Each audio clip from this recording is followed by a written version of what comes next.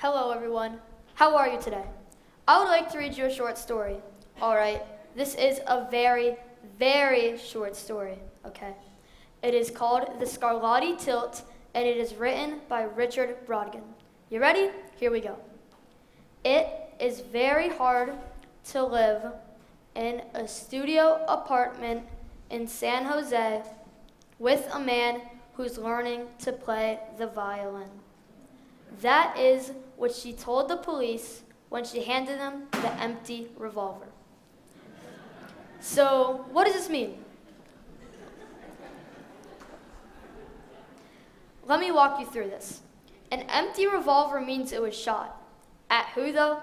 Imagine living in a small, one-room apartment with someone who is just learning to play the violin. The man must not be too good, so the woman probably eventually got fed up with the annoyance, so she shot him.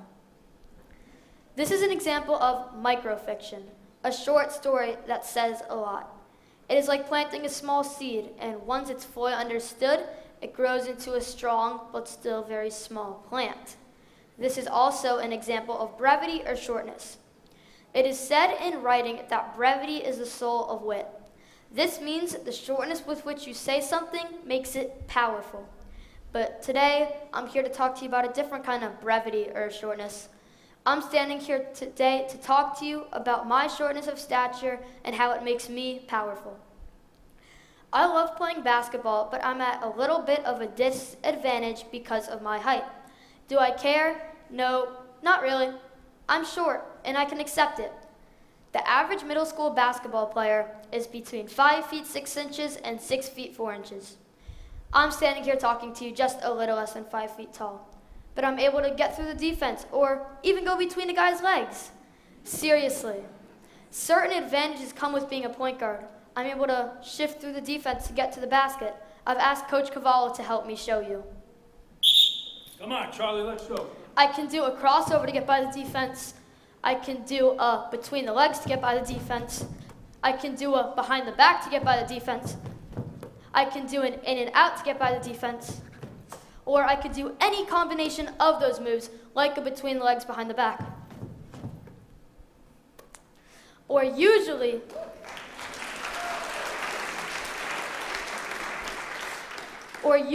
shorter guys are quicker than taller guys, so they're better defenders. Stuff like that is useful for me. Basketball does not also completely rely on being tall.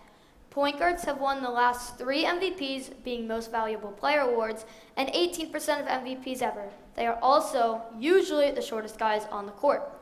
Centers, who are usually the tallest guys on the court, have won 41% of MVPs ever. Still, point guards have won just a little less than 1 of every 5 MVPs, which is not too bad. Isaiah Thomas is an NBA player. He is a really good player, but what makes him so special? He is very small. The NBA is also known as the National Basketball Association and the most talented league in the world. Anyway, Isaiah Thomas is 5 feet 9 inches. Let me put that into perspective for you. The average NBA player is 6 feet 7 inches. That is a 10-inch difference. The average American male is 5 feet 9 inches, so Isaiah Thomas is the height of an average American male. 99% of people in the world are 6 feet 4 inches tall or shorter. That means the average NBA player is in the top 1% of tallest people in the world. But the short NBA players like Isaiah, no. They belong to that shorter 99% of people. Now, let's pretend your dream is this little ball, 20 feet high. There's going to be people closer to that ball than I am right now because they are taller than me.